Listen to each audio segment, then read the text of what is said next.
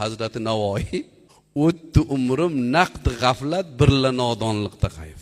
Qolg'ani o'ldi anduhu pushaymonlikda qayf" dedilar. Umrimni asosi qarang, bu kishi bo'lmasam, bilasizlar, milliarder bo'lganlar. 3 yilda bitta chopon kiyar ekanlar, qolganini hammasini. Hirotda 100 ming odam sig'adigan masjid bor, hozir ham turibdi. Shuni Hazrati Navoiy qurganlar. 100 ming odam sig'adi. Unaqa masjiddan 369 ta qurganlar. 20 ta madrasa qurganlar. 2 ta kanal qazib kelganlar. Hammasi vafot qilganlardan oldin vasiyatlar bor ekan. Molimni to tugaguncha har jumada kambag'allarga, yetimlarga tarqatinglar deganlar. Mana shu zot aytibdilarki, umrim bekorga o'tdi debdilar.